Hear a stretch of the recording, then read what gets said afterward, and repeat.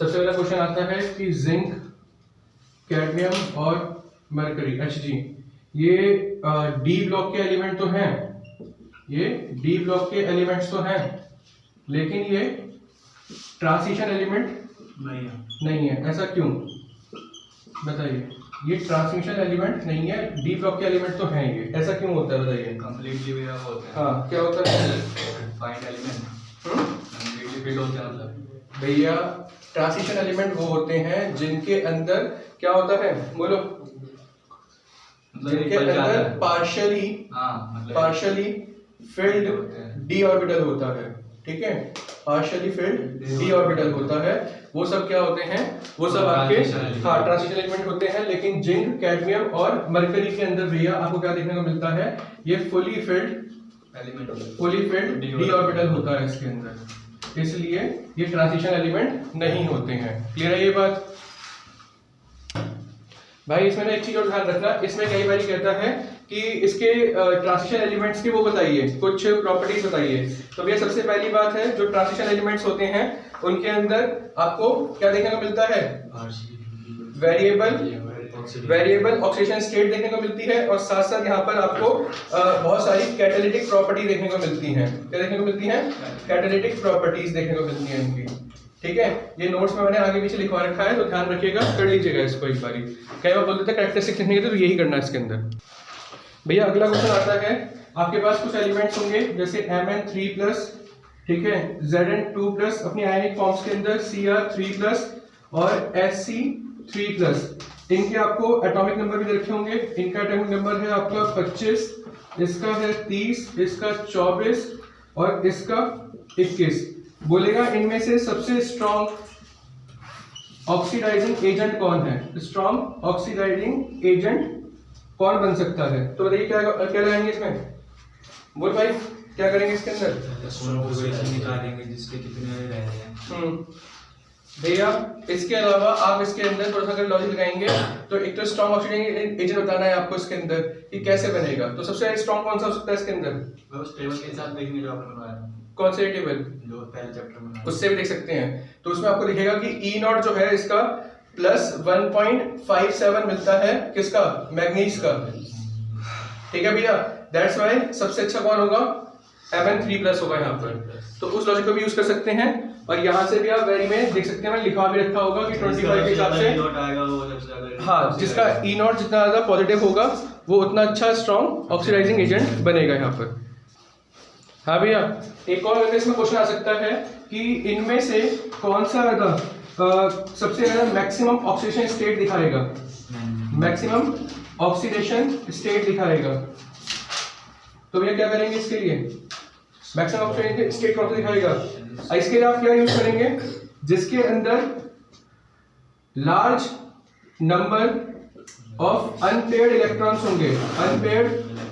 होंगे, वही एक अच्छा और मतलब सबसे ज्यादा ऑक्सीडेशन स्टेट दिखाएगा यहाँ पर, ठीक है भैया? तो ध्यान रखिएगा, जिसके अंदर लार्ज अनपेयर्ड इलेक्ट्रॉन्स आएंगे वो एक अच्छा स्ट्रॉन्ग ऑक्सीडाइजिंग एजेंट हो सकता है, और साथ साथ उसकी मैक्सिमम ऑक्सीडेशन स्टेट हो सकती है। मैंने 2 क्वेश्चन जो है बोर्ड के वो आपको यहाँ पर सॉल्व कर दिए हैं इसके अंदर, ठीक है भैया? करिए नेक्स्ट क्वेश्चन लिखिए। 3D सीरीज के अंदर, जो 3D आपकी सीरीज है उसके अंदर कौन सा element does not show variable oxidation state? कौन सा यहाँ पर एलिमेंट है, कौन सा ट्रांजिशन मेटल है जो यहाँ पर ज्यादा वेरिएबल ऑक्सीडेशन स्टेट शो नहीं करता है? बताइए भैया, किसको याद है? क्या भैया? बोलिए कौन सा 3D का ट्रांजिशन मेटल ज्यादा वेरिएबल ऑक्सीडेशन स्टेट नहीं शो करता है? बोलिए भैया। इसका आंसर है स्कैंडियम, ठीक है? स्कैंडियम क्या है? स्कैंडियम Sc, और ये सिर्फ क्योंकि +3 ही ओनली +3 ऑक्सीडेशन स्टेट रहती है इसकी। कृपया करके नोट कर लीजिएगा, 1 नंबर का क्वेश्चन आया था कई बार एमसीक्यू के अंदर, कर लीजिए इसको। अगला लिखिएगा कि भैया जो ट्रांजिशन मेटल्स हैं, अभी आपने बात करी थी कि इनके अंदर क्या होती है? अच्छी खासी ऑक्सीजन, हाँ मतलब पार्शियली फिल्ड होता है, और इनके अंदर वेरिएबल ऑक्सीडेशन स्टेट होती है, ठीक है? जिसकी वजह से इनके अंदर क्या होती है? अच्छी खासी कैटालिटिक प्रॉपर्टीज होती हैं, कैटालिटिक प्रॉपर्टीज होती हैं इनके अंदर। ये बात आपने कर ली अभी। तो कहता है कुछ एग्जांपल्स है आपके पास में, जैसे वेनेडियम, ये कहां पर यूज करता है, ये सबसे इंपॉर्टेंट क्वेश्चन है। कहता है कि वेनेडियम का कोई मतलब वो बताइए कि जहां पर इसकी कैटालिटिक प्रॉपर्टी यूज होती है। तो भैया इसके अंदर कांटेक्ट प्रोसेस होता है, ठीक है, कांटेक्ट प्रोसेस में, ठीक है। उसके अलावा जो आपकी आयरन है वो यूज होती है, सॉरी इसको अलग कर लीजिएगा। इसके अलावा आयरन हो गया, आयरन यूज होती है किसके अंदर, हेबर्स प्रोसेस के अंदर, ठीक है भैया। बाकी इसके अलावा निकल जो है, निकल जो है वो आप यूज करते हैं किसके अंदर, जैसे आपका जो हाइड्रोजनेशन वगैरह होता है उनके अंदर। याद आ गया? निकल, हाँ, क्लियर है ये बात? बोलिए। तो भैया बहुत अच्छे एग्जांपल्स हैं जिसके अंदर हम दिखा सकते हैं कि ट्रांजिशन एलिमेंट जो है उनके अंदर ऑक्सीजन स्टेट वेरिएबल होती है और उनके अंदर कैटालिटिक प्रॉपर्टीज होती हैं। तो वो बोलेगा कि भैया कोई एग्जांपल बताइए। तो आयरन का क्या हुआ, हेवर्स प्रोसेस हुआ, ठीक है, हेवर्स प्रोसेस में यूज किया जाता है, लिखा रखा है पूरा। वेनेडियम का किसमें है, कांटेक्ट प्रोसेस के अंदर। निकल जो है भैया वो हाइड्रोजनेशन के अंदर यूज होता है, कैटालिटिक हाइड्रोजनेशन के अंदर। क्लियर है भैया ये बात? बोलिए, कोई डाउट इसके अंदर? चलो भैया अगला क्वेश्चन कहता है कि भैया जो आपके ये ट्रांजिशन मेटल्स हैं इनका मेल्टिंग पॉइंट कैसा होता है, कोई बताएगा? इनका मेल्टिंग पॉइंट कैसा होता है, हाई होता है कि लो होता है? भैया इनका मेल्टिंग पॉइंट जो होता है वो कैसा होता है, हाई होता है। और ऐसा क्यों होता है? क्योंकि इनके बीच में मेटेलिक बॉन्डिंग होती है। क्या होती है? मेटेलिक बॉन्डिंग होती है, इसलिए ट्रांजिशन मेटल्स जो होते हैं उनका मेल्टिंग पॉइंट हाई होता है यहाँ पर। क्लियर है भैया ये बात? कोई दिक्कत? चलिए भैया, और मेटेलिक बॉन्डिंग कैसी होती है इनके अंदर, स्ट्रॉन्ग वाली होती है। चलिए भैया अगला कहता है कि जो जिंक के सॉल्ट होते हैं वो हमेशा कलरलेस क्यों होते हैं, कोई बताएगा इसके अंदर?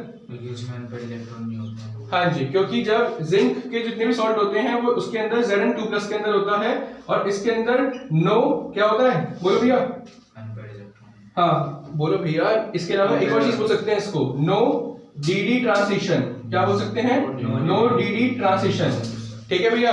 डी ऑर्बिटल का जो ट्रांजिशन होता है वो इसके अंदर नहीं पॉसिबल हो पाता, ठीक है, क्योंकि जिंक के अंदर क्या होता है, कंप्लीटली फील्ड होता है, कंप्लीटली फील्ड डी ऑर्बिटल होता है भैया, ठीक है। तो कृपया करके इसे नोट कर लीजिए जल्दी से। चलो भैया नेक्स्ट क्वेश्चन लिखो। कहता है कॉपर फर्स्ट, ठीक है, ये क्या होता है इसका, जो इसके मेटल का आगे लिखा होता है वो क्या होता है, उसका ऑक्सीडेशन स्टेट होता है। कहता है कि भैया कॉपर फर्स्ट जो है वो आपको क्या देखने को मिलते हैं, वो सब वाइट देखने को मिलते हैं, ठीक है। वहीं पर जो कॉपर 2 होते हैं वो सब कलर्ड होते हैं, वो सब कलर्ड होते हैं। और ऐसा क्यों होता है बताइए, बोल भाई प्रिंस, क्यों होते हैं ऐसा? कॉपर फर्स्ट वाइट, हाँ, कॉपर सेकंड जो होते हैं वो सब कलर्ड क्यों होते हैं, जल्दी बताओ भैया। भाई ट्रांजिशन एलिमेंट है। अरे भाई हाँ, तो इसके लिए क्या आ जाएंगे, ये तो बोलो भैया। नो डी ट्रांजिशन हुआ इसमें। जब आप इसकी एटॉमिक कॉन्फ़िगरेशन लिखेंगे तो आप ये पाएंगे कि भैया जो आपका कॉपर फर्स्ट होता है उसके अंदर फिल्ड डी ऑर्बिटल होता है, ठीक है। यहाँ पर क्या होता है, फील्ड नहीं होता। यहाँ पर क्या लिखें इसको, अनफेयर्ड, यहाँ पर अनपेयर्ड इलेक्ट्रॉन प्रेजेंट होता है। तो भैया इसके अंदर डी ट्रांजिशन पॉसिबल नहीं है, इसके अंदर डी ट्रांजिशन पॉसिबल है, that's why it is a coloured compound. ठीक है भैया अगला क्वेश्चन थोड़ा इंपॉर्टेंट है, स्टार में नोट कीजिएगा। कहता है फॉर्मूला लिखिए ऑक्सो एनायन का of chromium, oxo anion of chromium, जिसके अंदर उसकी ऑक्सीजन स्टेट जो होगी क्रोमियम की वो बराबर होगी इसके ग्रुप नंबर के, ठीक है भैया। इसकी ऑक्सीजन स्टेट लिखिए जहां पर क्या होगी, जहां पर इसका ग्रुप नंबर ऑक्सीजन स्टेट जो है वो दोनों सिमिलर होंगी। कौन सा ऑक्सो एनायन है जिसके अंदर ऐसा क्रोमियम करता है? तो भैया सबसे पहले ये बताइए कि कौन से ग्रुप का मेंबर है ये, बताइए भैया। हाँ, कौन से ग्रुप का मेंबर है ये? 3D भैया ग्रुप नंबर पूछ रहा हूं, तो ग्रुप नंबर इसका होता है 6। कितना होता है? 6। तो भैया ऑक्सीजन स्टेट भी 6 आनी चाहिए। हाँ जी, टेबल से। ठीक है, ऑक्सीजन स्टेट भी कितना आनी चाहिए? 6 आनी चाहिए। तो वो कौन सा ऑक्सो एनाइन है जिसके अंदर ऐसा होता है? तो भैया एक ही है जो आपने पढ़ा है, Cr2O7 2 नेगेटिव। निकालिए भैया, एक बार चेक कीजिए इसको, 6 आ रहा है कि नहीं आ रहा है। ठीक है, ऑक्सीजन स्टेट। हाँ। वहीं पे भाई अगर ये सेम चीज कह दे मैग्नीज के लिए, तो कि मैग्नीज का वो ऑक्सो एनाइन बनाइए जिसके अंदर उसकी ऑक्सीजन स्टेट और इसका ग्रुप नंबर जो है वो बराबर हो जाए। सबसे पहले देखिए मैग्नीज कौन से ग्रुप का मेंबर है, तो ये भैया 7 नंबर का ग्रुप जो है उसका ही मेंबर है। ठीक है भैया, तो ऐसा कौन सा ऑक्सो एनाइन है जिसके अंदर मैग्नीज जो है वो 7 दिखाएगा भैया? तो भैया आपके पास एक ही है जो आपने पढ़ा भी है, MnO4 नेगेटिव। देख लीजिए भैया, यहाँ पर +7 जो है इसकी ऑक्सीजन स्टेट जो है वो आ रही है, जो कि इसके ग्रुप नंबर के बराबर है। तो ऑक्सो एनाइन ऑफ मैग्नीज क्या हुआ? MnO4 negative. Oxo A9 of chromium क्या हुआ? Cr2O7 2 negative. चलिए भैया 21वां क्वेश्चन कहता है कि calculate the spin only moment of CO2 plus, जिसमें उसका Z जो है वो दे रखा है 27। कितना दे रखा है? 27। फिर कहता है कि by writing CO and CO2 plus electronic configuration. कहता है कि भैया स्पिन ऑनली मोमेंट निकालिए किसका? कोबाल्ट CO2 प्लस का। लेकिन उससे पहले आपको कोबाल्ट और CO2 प्लस की जो है, जो कोबाल्ट का जो +2 ऑक्सीजन स्टेट है उसकी इलेक्ट्रॉनिक कॉन्फ़िगरेशन जो है आपने यहाँ मेंशन करनी है। भैया सबसे पहले ये बताइए स्पिन ऑनली मोमेंटम क्या होता है, क्या फॉर्मूला होता है इसका? भैया ये होता है आपका म्यू, याद आया? सबसे आखिरी में होगा ये म्यू n इंटू में n+2। ठीक है भैया, सबसे पहले आप क्या करेंगे? कोबाल्ट की इलेक्ट्रॉनिक कन्फिग्रेशन लिखेंगे। तो मैंने आपको बताया था आर्गन, ठीक है, और ये कोबाल्ट के अंदर क्या होता है? 3d7 और 4s2, क्योंकि इसका 4s जो होता है वो फुली फिल्ड होता है। सबसे पहले आपने 4s बनना होता है, फिर आप जो है d ऑर्बिटल चलते हैं यहाँ से। अब इसमें क्या कहा है इसने? CO2 प्लस बनाने के लिए प्रिंस क्या करेंगे इसके अंदर? CO2 प्लस आने के लिए किसमें से निकालेंगे? 2 इलेक्ट्रॉन्स D में से। अरे भाई मैंने बोला था सबसे डालेंगे भी 4s में, निकालेंगे भी D से। ठीक है, तो आर्गन 3d7 बस 4s 0 रहेगा यहाँ पर। ठीक है भैया, बनाइए इसका d ऑर्बिटल, बनाइए इसका 1 2 3 और 4, है ना? तो भैया कितने भरने हैं इसके अंदर? 7 भरने हैं। सबसे पहले जो सीधे सीधे हैं वो भर दीजिए। कितने हो गए? 5 हो गए। अब ये 6 और ये 7। कितने अनपढ़ इलेक्ट्रॉन्स हैं? 3 हैं। 3 को उठा करके इसमें प्लेस कर दीजिए, तो क्या हो जाएगा यहाँ से? म्यू 3 + 2। ठीक है भैया, कितना है ये? 3। अरे भाई है 3 15। ठीक है, इसकी वैल्यू मैं आपको लिखवा रखी होगी यहाँ पर 3.87 जो है BM इसकी यूनिट के साथ में यहाँ पर दे रखा है यहाँ पर। ठीक है भैया, यही आंसर है इसका। चलिए नोट डाउन करिए इसको जल्दी से। देखो भैया इसमें ना कह रहा है कि गिव रीजन, 2 बातें दी गई हैं। सबसे पहला है Sc3+, ठीक है, और Cr3+, इनमें से कौन सा डायमैग्नेटिक होगा? डायमैग्नेटिक बिहेवियर शो करेगा। ठीक है भैया, दूसरी बात यहाँ पर ये है कि Cr और Cu में से किसका high melting point and boiling point होगा? ये दोनों ही क्वेश्चन बहुत इंपॉर्टेंट हैं। कैसे करेंगे बता भाई, कैसे करेंगे इसको? डायमैग्नेटिक वाला तो पहले इसका कॉन्फ़िगरेशन निकालेंगे। देखो भैया सबसे पहले आप इसमें क्या करेंगे? Sc का स्कैंडियम का 3+ का इलेक्ट्रॉनिक कॉन्फ़िगरेशन लिखा लेंगे। ठीक है, उसके बाद क्रोमियम का 3+ का क्या निकालेंगे? इलेक्ट्रॉनिक कॉन्फ़िगरेशन निकालेंगे। पहले नॉर्मल लिखेंगे, उसमें से 3 को जो है निकाल देंगे। फिर आप क्या देखेंगे उसके अंदर, जिसके अंदर भी यहाँ पर क्या मिलेंगे? हाँ, अगर आप इसको देखेंगे तो इसमें 3d 0 है। क्या है? जो d ऑर्बिटल होगा उसके अंदर आपको यहाँ पर कितने मिलेंगे? 0 मिलेंगे। ठीक है, वहीं पर आपको क्रोमियम के अंदर 3d 3 मिलेगा यहाँ पर। तो इनमें से है ये है कि डायमैग्नेटिक कौन सा, अरे भैया इनमें से कौन सा डायमैग्नेटिक होगा ये बताना है। सबसे पहले तो ये बता कि डायमैग्नेटिक होता क्या है? हैं? डायमैग्नेटिक होता क्या वो है? एलिमेंट जो जिनके पास अनपेयर्ड इलेक्ट्रॉन होता है। या तो क्या बोलता है हमेशा डायमैग्नेटिक क्या होता है? जिसके अंदर क्या होता है अनपेयर्ड इलेक्ट्रॉन्स। भैया? ये सबसे पहले समझो यहाँ पर ये उल्टा ही बोलता है हमेशा वैसे, ठीक है। सबसे पहले ये समझते हैं कि यहाँ पर जो 3D है और जिसमें प्रेजेंस होगा किस चीज का?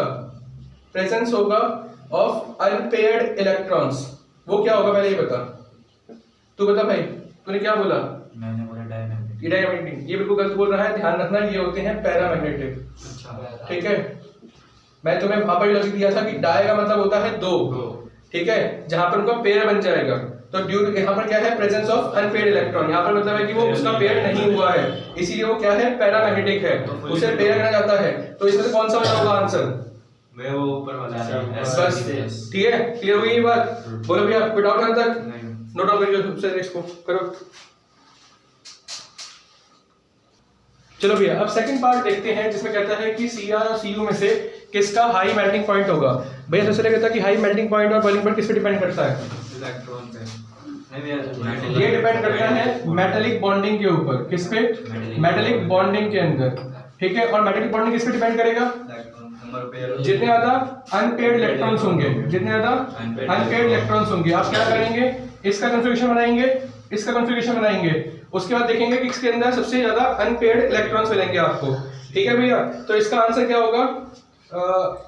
Cu नहीं, Cr होगा इसका आंसर, ठीक है भैया। क्रोमियम जो है इसका आंसर होगा, ठीक है। तो क्योंकि इसके अंदर सबसे ज्यादा, हाँ सबसे ज्यादा उसका होगा, दोनों चीज ज्यादा होंगी इसके अंदर, ठीक है भैया। क्लियर है ये बात?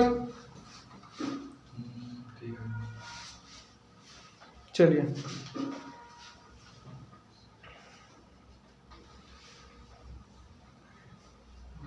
वीडियो भेज दो इसको। ग्रुप में डाल दूंगा अभी। हाँ भैया, इसके बाद में नेक्स्ट क्वेश्चन कहता है कि calculate the number of unpaired electrons. सबसे पहले क्या करना है आपने? नंबर ऑफ अनपेयर्ड इलेक्ट्रॉन्स बताने हैं इसके अंदर। नंबर ऑफ अनपेयर्ड इलेक्ट्रॉन्स कितने होंगे किसके अंदर? सबसे पहला है आपका एक मिनट भाई, इसमें तो फिर तो वैसे बदल जाएगा इसको। नहीं एक मिनट भैया, एक minute. Calculate the number of unpaired electrons in following. देखो भैया ये जो वर्ड्स लिखे हुए हैं ये बहुत इंपॉर्टेंट है। इन फॉलोइंग गैसियस आयन, सबसे पहले लिखा हुआ है गैसियस आयंस, ठीक है। इसके अंदर आपके पास में दो ऑप्शंस हैं, Mn3+ और Cr3+। इनके जो Z हैं, Z जो रखा है Mn का वो होता है भैया आपका कितना? 25, और Z ऑफ Cr जो है होता है कितना? 24, ठीक है। अब इसके बाद में इसमें एक और बात कही गई है कि which of them is most stable in aqueous solution and why। ठीक है भैया, ये क्वेश्चन है और इस टाइप के क्वेश्चन बहुत बार रिपीट हुए हैं बोर्ड के अंदर, तो थोड़ा ध्यान से करेंगे इसको, ठीक है। क्या समझ में आया सही बताइए, पहले क्या करना है इसके अंदर? पहले तो कंफ्यूजन लिखिए इसकी सबसे पहले, ठीक है। तो कंफ्यूजन लिखने पर ये पाया गया कि Mn3+ के अंदर आपको मिलेगा 3d4 और Cr3+ के अंदर आपको मिलेगा 3d3, ठीक है भैया। तो ये बताइए सबसे ज्यादा अनपेयर्ड इलेक्ट्रॉन किसके अंदर है? बोलो भैया। ऊपर वाले 3+, क्योंकि यहाँ पर क्या है? 4 है, यहाँ पर कितने हैं? 3 है यहाँ पर, ठीक है। नहीं गलत बोल दिया मैंने। क्या बोले तुमने? मैंने ऊपर वाला बोल दिया। तो ऊपर वाली तो होगा अनपेयर्ड में, उसमें 3d4 है ना। वाह बेटा बहुत बढ़िया। 6 और नीचे 7। हाँ बहुत बढ़िया। 1 2 3 4, देखो इतनी बात समझ नहीं आती है। 1 2 3, क्या कर रहा है भाई तू पढ़ता नहीं है घर पे? मैंने वैसे ये वाला चैप्टर बाद में रिवाइज नहीं किया ना, इसलिए। बहुत बढ़िया।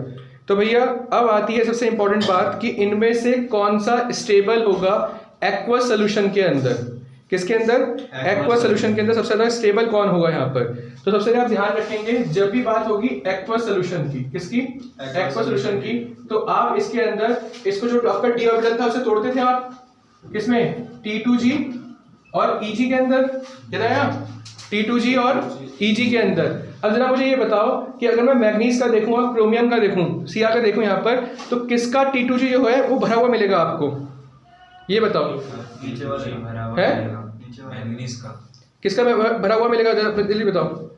T2G दोनों या फिर एक? अरे भाई सोच के बताओगे ना, तुम बताओगे ना कैसे करना होता है।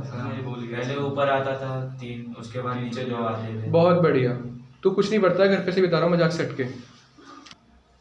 हाँ भैया, जो उसके अंदर Cr3+ होगा उसके अंदर T2G के अंदर 3 रहेंगे, तो भैया अगर वो क्या है, वो पार्शियली फिल्ड है तो वो क्या रहेगा, सबसे ज्यादा हाफ फिल्ड है तो वो ज्यादा स्टेबल रहेगा, क्योंकि क्या है, ये हाफ फिल्ड है, तो स्टेबल। ये क्या है, सॉरी हाफ फिल्ड है, तो भैया क्या रहेगा, मोस्ट स्टेबल रहेगा। यहाँ पर क्या रहेगा, मोस्ट स्टेबल रहेगा। चलिए भैया करिए इसको नोट डाउन। हाँ भैया, अब आता है एक बहुत इंपॉर्टेंट क्वेश्चन, इसके भी 2 पार्ट हैं इसके भी, ठीक है भैया, दोनों क्वेश्चन कर लेना ध्यान से जो भी करवाए हैं, ठीक है। देखो भैया, सबसे पहली बात है कि कहता है कि जो ट्रांजिशन एलिमेंट्स हैं, ठीक है, ट्रांजिशन एलिमेंट्स हैं या मेटल्स हैं, ऐसे लिखा होगा।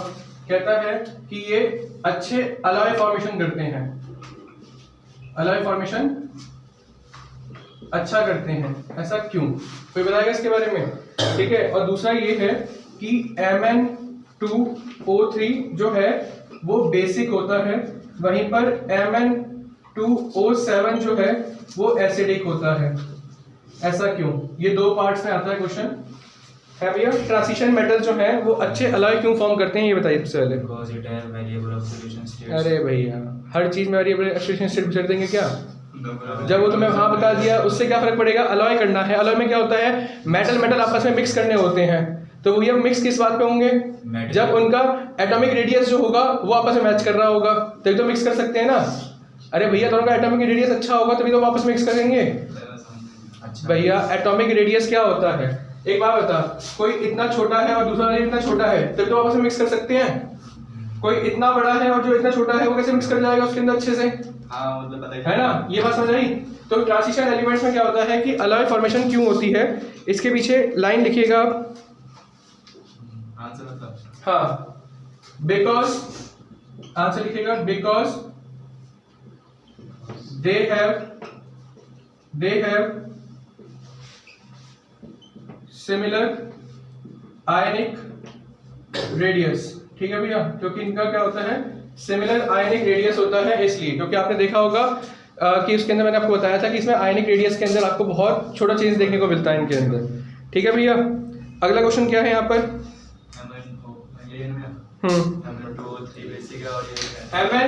Mn2O3 जो है वो बेसिक है और Mn2O7 जो है वो एसिडिक है। इसकी ऑक्सीडेशन स्टेट कितनी होगी मैग्नीज की यहाँ पर, और इसकी कितनी होगी जरा बताइए एक बार देख करके। मैग्नीज की पहले वाले में कितनी होगी बताइए, कितनी होगी, आई थिंक +3 आ रही होगी, ठीक है, कितनी आ रही है, +3 आती है, और यहाँ कितनी आती है, +7 आती है ना, इतने आता है नहीं आता, बोलो भैया जल्दी बताओ। ठीक है, तो भैया हाँ Mn2O7 है ना, हाँ Mn2O7 है, हाँ तो +7 कैसे आएगा, चेक करना बेटा, करके देखना बेटा, करके देख एक बारी, करके देख बेटा एक बारी, करके देखा करना तो एक बारी। -14 अब भैया इसके बाद आप एक लॉजिक याद रखेंगे कि जो बेसिक नेचर होता है, बेसिक नेचर ऑफ ऑक्साइड जो होता है वो डिक्रीज करता है, क्या करता है, डिक्रीज करता है किसके साथ में, ऑक्सीडेशन स्टेट के इंक्रीज होने के साथ में। वहीं पर एसिडिक नेचर जो होता है ऑफ ऑक्साइड वो इंक्रीज करता है ऑक्सीडेशन स्टेट के इंक्रीज होने से। तो यहाँ पर क्या होगा, यहाँ पर +3 है तो इसका बेसिक नेचर दिखेगा, यहाँ पर +7 है तो यहाँ पर क्या दिखेगा, एसिडिक नेचर दिखेगा। भैया ऐसे नोट कर लीजिए, बहुत इंपॉर्टेंट है।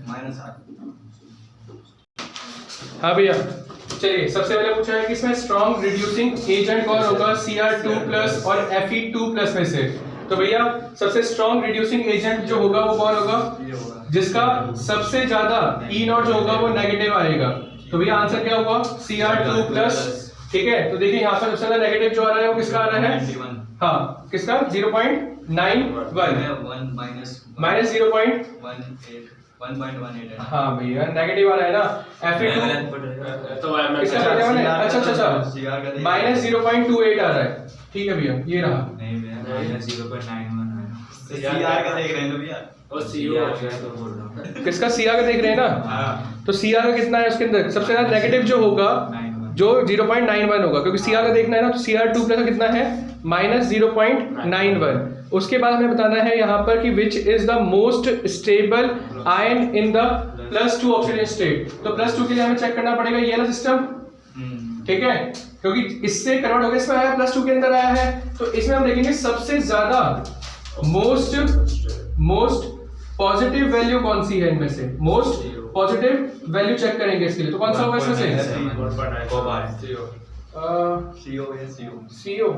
अरे एक मिनट, +2 स्टेट में देखना है ना, तो स्टेबिलिटी इसकी चेक करी जाएगी ना, वो तो जीरो में जा रहा है। किसका आएगा फिर इसमें क्या कहा था इसमें CO कौन सा सबसे ज़्यादा पॉजिटिव होगा इसमें से, तो ठीक है कोबाल्ट, हाँ तो भाई क्या आंसर होगा इसका फिर CO आंसर होगा ना, ठीक है, तो CO ये इसका आंसर होगा। ठीक है बोला मैंने, इसमें से जो सबसे ज्यादा पॉजिटिव वैल्यू होगी वो कौन सी होगी 1.97 होगी, तो कोबाल्ट इसका आंसर होगा। देखो भाई इसमें थोड़ी कंफ्यूजन होती है, जब बोलेगा स्ट्रॉन्ग रिड्यूसिंग एजेंट तो हम क्या करेंगे सबसे ज्यादा नेगेटिव वैल्यू देखेंगे, दोनों में से किसकी सबसे ज्यादा नेगेटिव वैल्यू है, ठीक है भैया। उसके बाद में उसने बोला है which is the most stable ion इन +2, तो +2 की मतलब इससे कन्वर्ट होकर इसमें आएगी, है ना, तो +2 में सबसे ज्यादा स्टेबल कौन सी होगी, जिसकी सबसे ज्यादा हाईएस्ट पॉजिटिव वैल्यू होगी, तो भैया हाईएस्ट पॉजिटिव वैल्यू किसकी है, इसकी है कोबाल्ट की है। क्लियर भैया ये बात, चलो देखिए भैया यहाँ पर ये आती है रिएक्शंस कंप्लीट करने के लिए, ठीक है, तो जैसे 3MnO4 नेगेटिव प्लस में 4H पॉजिटिव है, तो वो किसमें बन जाएगा 2Mn4 नेगेटिव प्लस में MnO2 प्लस में 2H2O। इसका मैंने एक ट्रिक बताया था आपको, उसके अंदर क्या कहते हैं नोट्स के अंदर लिखाया हुआ है, वहीं पे बेटा MnO4 नेगेटिव है तो प्लस में 6H पॉजिटिव प्लस में 5NO2 नेगेटिव जो होगा बेटा किसमें कन्वर्ट हो जाएगा 2Mn2 प्लस। देखो सबसे पहले तुम्हें क्या निकालना है Mn2 प्लस ही निकालना है इस टाइप की रिएक्शंस के अंदर। देखो दोनों सेम रिएक्शंस हैं, फिर उसके बाद में यहाँ पर 3H2O है, यहाँ पर 4H2O है, लेकिन यहाँ पर NO2 भी था तो वो नाइट्रेट में कन्वर्ट हो गया, किसमें NO3 नेगेटिव के अंदर कन्वर्ट हो गया। ये मैंने आपको एक फ्यूजन वाला वर्ड जो बताया था ना उसके थ्रू है, ये दिखाऊं, देखो भैया नीचे हाँ ये मैंने यहाँ पर सब कुछ लिखवा रखा है कि किसी को कन्वर्ट करना हो तो ऐसे आप कर सकते हैं उसके अंदर, और आखिरी में पूरा एक्सप्लेन भी करवा रखा है ये, ठीक है। मैं भैया ये याद करनी पड़ेंगी रिएक्शंस। देखो ये लिखा हुआ NO2 नेगेटिव है तो वो NO3 नेगेटिव में कन्वर्ट हो जाएगा। सबसे पहले एक चीज समझ लो कि कहीं पर भी MnO4 नेगेटिव है और उसके अंदर अगर आपने H पॉजिटिव डाला है तो Mn2 प्लस निकलेगा, पहली बात ये समझ लेना, साथ में H2O निकलेगा, क्लियर है ये बात। लेकिन यहाँ पर क्या है NO2 नेगेटिव भी है, तो NO2 नेगेटिव जो है वो किसमें कन्वर्ट हो जाएगा NO3 नेगेटिव के अंदर। तो यहाँ पर क्या समझ में आता है कि नाइट्राइट जो है वो नाइट्रेट में बन जाता है यहाँ पर, because of this MnO4। Clear है ये बात। अभी कहा कि Mn2MnO मतलब MnO4 नेगेटिव है, हाँ तो वो 2Mn में जाएगा, हाँ जी Mn2 प्लस में जाएगा, Mn2 प्लस में जाएगा भैया, लेकिन वैसा नहीं है बेटा, यहाँ सेम ही तो है दोनों में, ऊपर वाले में नहीं होगा ना, ऊपर वाला एक अलग केस है बेटा, उसमें इलेक्ट्रॉन का एडिशन नहीं कर रहे हैं हम वहां पर, ठीक है, वो अलग केस है, उसे छोड़ दो उसे अभी, तभी बोल रहा हूँ। देखो यहाँ पर भी तो यही हुआ ना, देखो अगर मैं ध्यान से देखूं तो ये MnO4 नेगेटिव है, यहाँ पर कोई और सिस्टम नहीं था जिसके अंदर वो जुड़ सके यहाँ पर, जैसे यहाँ पर NO2 नेगेटिव था और वो NO3 नेगेटिव में कन्वर्ट हो गया यहाँ पर। बोलो भैया कोई डाउट इसके अंदर। फिर देखें यहाँ पर सेम चीज यहाँ पर हुई, MnO4 नेगेटिव है और H2O है, इसमें SO2 को ऐड किया तो किसमें कन्वर्ट हो गया ये SO4 2 नेगेटिव के अंदर और Mn2 प्लस बन गया यहाँ पर। बोलो भैया कोई डाउट इसके अंदर, कोई डाउट। वैसे ही Cr2O7 जो है वो Cr3 प्लस में कन्वर्ट हो जाता है और प्लस में 14 प्लस H प्लस है और 6 इलेक्ट्रॉन्स है तो वो 7 H2O में कन्वर्ट हो जाएंगे भैया। कोई डाउट इसके अंदर। इनमें से कोई भी एक रिएक्शन पांचों में से पेपर में आ सकती है कंप्लीट करने के लिए। हाँ भैया ध्यान दीजिए। इसके बाद में पांचों के बाद में छठी जो रिएक्शन है वो है 2MnO4 नेगेटिव प्लस में 5H2 नेगेटिव प्लस में 16H पॉजिटिव। तो भैया इसे कंप्लीट करेंगे तो क्या बनेगा 2Mn2 प्लस में H2O प्लस में 5 सल्फर। ठीक है देखो भैया ये रिएक्शन और ये रिएक्शन आपको सेम ही दिख रही होंगी। ठीक है भैया इनके अंदर वही फ्यूजन वाला जो फॉर्मूला है वो यूज करना है। H2 नेगेटिव से क्या बन गया S बन गया यहाँ पर। ठीक है, अब आइए इस तरफ देखिए 5Fe2 प्लस में प्लस MnO4 डाला नेगेटिव प्लस में 8 और H पॉजिटिव डाला तो Mn2 प्लस में 4H2O और 5Fe3 प्लस बन गया यहाँ पर। तो अगर आप ध्यान से देखेंगे तो Fe2 प्लस जो है वो यहाँ पर कन्वर्ट हो गया Fe3 प्लस के अंदर हो गया भैया। ऑक्सीजन नंबर जो है ऑक्सीजन स्टेट जो है वो बढ़ गई यहाँ पर। फिर MnO4 नेगेटिव प्लस में H2O जो है वो I नेगेटिव से क्या बना 2OH नेगेटिव प्लस में 2MnO2 प्लस में IO3 नेगेटिव। यहाँ पर जो I है वो कन्वर्ट किसमें हो गया IO3 नेगेटिव के अंदर। फिर देखिए 2MnO4 नेगेटिव प्लस में 16H पॉजिटिव प्लस में 5S2 नेगेटिव से क्या बना 2Mn2 प्लस में 8H2O प्लस में 5S। अब भैया ये सबसे इंपॉर्टेंट रिएक्शन है, इसे मत छोड़ देना गलती से भी। KMnO4 का हीट करना है ये, ठीक है। इसमें क्या बनेगा K2MnO4 बनेगा, देन उसके बाद में यहाँ पर MnO2 बनेगा प्लस में O2 बनेगा यहाँ पर। क्लियर है भैया, ये बहुत ही इंपॉर्टेंट रिएक्शन है, इसे कंप्लीट जरूर कर लीजिएगा, याद कर लीजिएगा इसे। 8MnO4 नेगेटिव प्लस में 3S2O3 2 नेगेटिव प्लस में H2O है, इसे आप खुद कंप्लीट करेंगे, ठीक है भैया। इसका यूज कीजिएगा, इसके अंदर इसका यूज कीजिएगा, ठीक है। अब कंप्लीट कीजिएगा इसको। देन उसके बाद में Cr2O7 2 नेगेटिव प्लस में 14H पॉजिटिव प्लस में 6I नेगेटिव से क्या बना 2Cr3 प्लस 3I2 प्लस में 7H2O, ठीक है। उसके बाद 2MnO2 प्लस में 4KOH प्लस में O2 से हीट करने पे K2MnO4 बनेगा भैया। एक ये रिएक्शन और एक ये रिएक्शन अगर आप ध्यान से देखेंगे तो Mn2 बना यहाँ पर MnO2, यहाँ क्या बना यहाँ पर MnO2 से K2MnO4 बना है यहाँ पर। क्लियर है भैया ये बात। देन उसके बाद में क्या करेंगे Cr2O7 2 नेगेटिव प्लस में 3SN2 पॉजिटिव प्लस में 14H पॉजिटिव से क्या बना 2Cr3 प्लस में 3SN4 पॉजिटिव प्लस में 7S2O। ये रिएक्शन और ये रिएक्शन बिल्कुल आपको सेम दिख रही होगी। MnO4 नेगेटिव प्लस में 4H पॉजिटिव प्लस में 3 इलेक्ट्रॉन से क्या बना MnO2 बना प्लस में 2H2O बना। तो भैया वो बोले MnO2 की फॉर्मेशन, तो ये और ये बिल्कुल सेम ही है आपस में, ठीक है। ध्यान रखिएगा, यहाँ पर भी MnO2 की फॉर्मेशन हो रही है और यहाँ पर भी MnO2 की फॉर्मेशन हो रही है। बस ऊपर वाले में ऑक्सीजन, नीचे वाले में जो वाटर है उसकी फॉर्मेशन होती दिख रही है यहाँ पर। क्लियर है भैया ये बात।